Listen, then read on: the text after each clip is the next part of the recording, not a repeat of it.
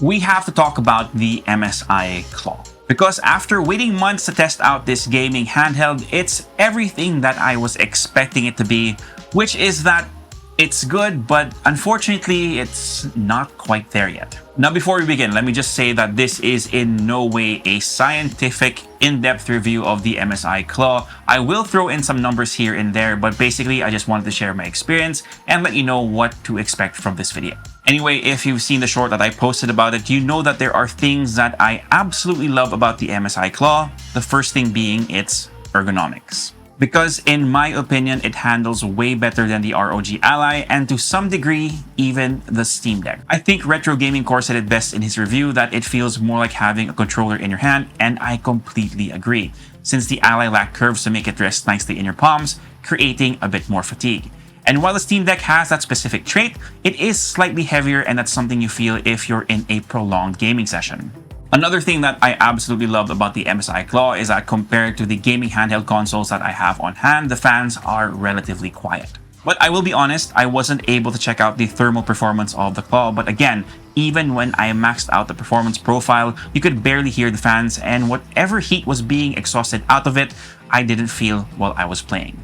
Another thing that I liked about the Claw was the speakers, and that's something that I noticed from the get-go, and here's a bit of a sound test so you can get an idea of what I'm talking about.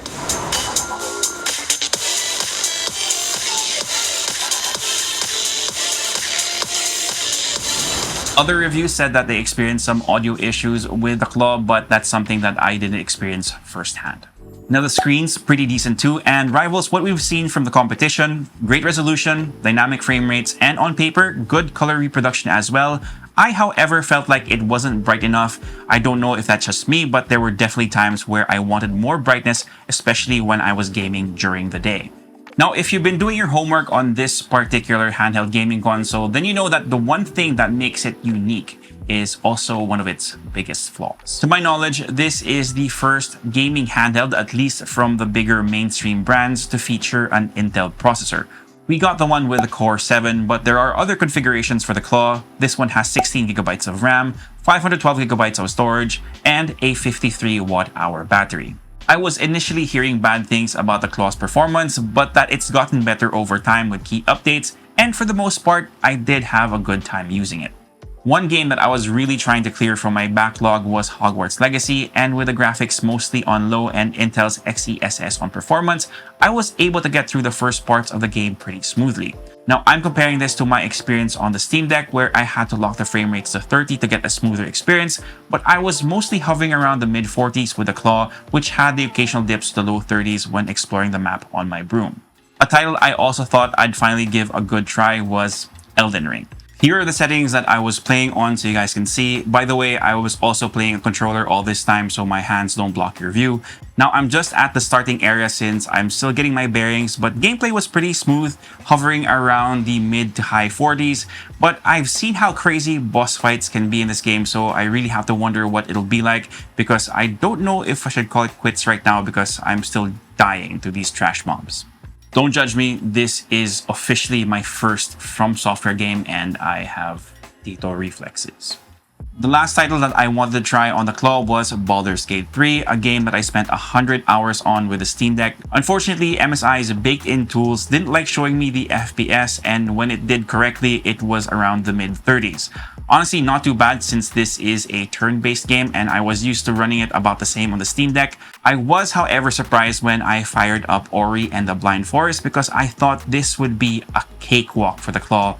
But this is where I experienced the most consistent stutters and even have the game freeze on me for a few seconds.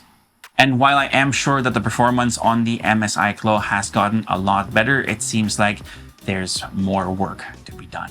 There's also the M Center, MSI's built-in software for this handheld, which felt a lot clunkier than what Asus has on the Ally, but in my opinion, the Steam Deck definitely wins when it comes to software. In the end, I really appreciate that MSI dared to be different by picking Intel, and I'm sure over time we'll see performance boosts, but they definitely have some catching up to do. especially now that Asus has already addressed some of the pain points on their first handheld with the release of the ROG Ally X. I'm just hoping that MSI and Intel is putting pedal to the metal to really make the Claw a serious contender, because when it's all said and done, it's the customers who ultimately win when there's awesome competition. Before I forget, here are the pricing details for the MSI Claw. I'll flash them on screen, so feel free to pause the video if you need a better look. But that's pretty much it for this one. My name is Tito James. Peace, God bless, and I'll see you guys in the next video.